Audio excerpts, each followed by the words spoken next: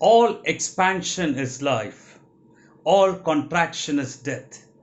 All love is expansion. All selfishness is contraction. Love, therefore, is the only law of life, said Swami Vivekananda. Well, Swami Vivekananda is a person who experienced truth, and whatever he said and wrote is nothing but truth. So here, Swami Vivekananda is explaining it, expressing it from his experience. But for most of us, it might be an information. But the moment we can process this information and make it a reality of our life, and it becomes our experience as well. So it says, all expansion is life. We understood this earlier itself when we understood the meaning of this word, birth. Birth is a starting point of growth. Anything that is born is that which lives, and that which lives is grows and expands. So all expansion is life. All contraction is death. So if you're not expanding, you're contracting, and all contraction is death. All love is expansion.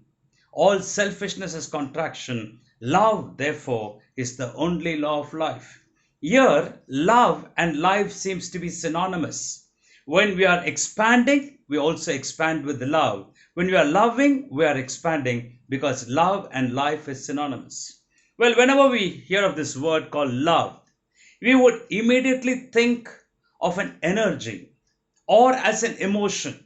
We generally consider it as an emotion with which we relate with people.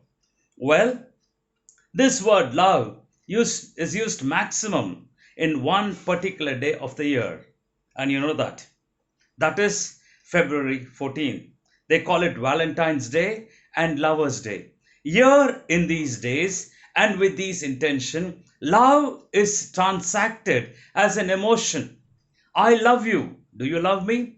There is always expectation. And love is not just an emotion, but for you to understand love is an energy. Love is a powerful energy. Love is a creative energy, and love is divine energy. So when we experience love, we are experiencing love as an energy and not merely as an emotion. We all have experienced sunlight. Now, sunlight is sun's energy. The moment we experience sunlight, the energy of the sun, we experience the source of energy, that is the sun. Even though we might not have gone anywhere close to the sun, just by experiencing the energy of the sun, we experience the energy, the source of energy itself. For instance, they say love is a divine energy, love is a creative energy, and love is the most powerful of all energy. Now, to give it a name, we call it God. Because God denotes all powerful, something which is omnipotent, omnipresent, and omniscient. So, therefore, love is God's energy. When we experience love, we are experiencing God in its form. Now, the question is, can God be sold? Can God be traded? God be bartered? No. But we seem to be all the time trading with love. Every time when you exchange love as an emotion, love as a transaction, it is not love at all because love is energy. You love a person because that person is helping you. You love a person because that person is giving you food. You love a person because that person is loving you. That means every time when you love somebody because of something, it is not love, it is only a transaction of emotion. But love in its purest form is I love, period. There is no expectation at all. Love is unconditional. And the moment we experience this unconditional love, and that is when we experience love as an energy. I'm sure you would have seen a robo. A robo is masterminded. It doesn't have a mind of its own. It is controlled by someone else because it is robotic. But compared to a robo, a human being is liberated, isn't it? Because when I say there's a robo and there's a human being, who has got the freedom? Human being. Well, let me ask you this question. You love someone because they love you. I tell you, you are an intelligent person. and you will immediately tell me you are also an intelligent person. I tell the other person you are a hardworking person, and you say you are also a very hardworking person. And I tell another person, man, you are committed, and that commitment is something great in you. And he immediately looks at me and says, you're also committed. Now, just watch it very carefully.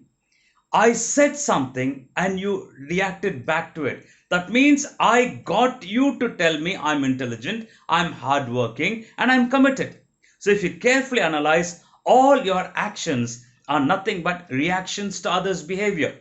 A person shouts at you and you shout back at that person. A person uses foul languages on you and you use foul language on that person. A person is cutting your track when driving, you immediately get infuriated. But if you carefully analyze, you are reacting to others' behaviors. That means all your action is nothing but reaction to other behavior. And therefore, you cannot experience love. So now a robo has got one key, one master. But as a human being, so many can key you and get you to be reactive. Now let me ask you this question. Now, is a human being free or a robo free? Certainly a robo. The reason is a robo has got one key and one master, and you have got many keys and many masters.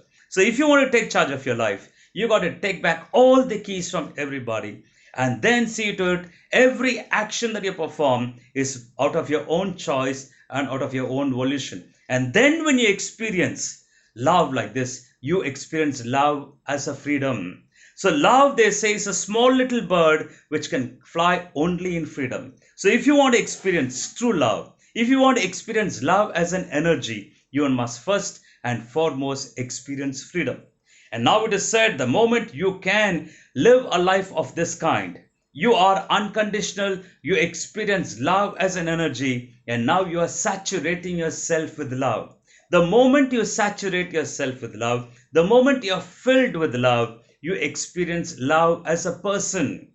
You are a personification of love. That means now you experience love as a noun, because noun is a name of a person, place, or a thing. And the moment you are love personified, you experience love as a noun. And now, having experienced love as a noun, when you go out to reach out to people, when you perform actions, you experience love as a verb. Everything that you do, being love personified, is when you experience love as a verb. For you to experience love as a verb, it is very important that you experience love as a noun, because you cannot give anything without you first and foremost experiencing it. So therefore, experience it. Rightly said, you cannot give money to somebody if you don't have it.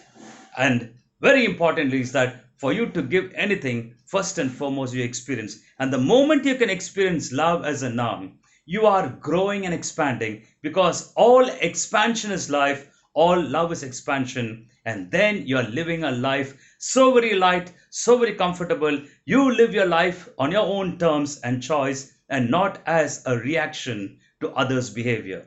Thank you.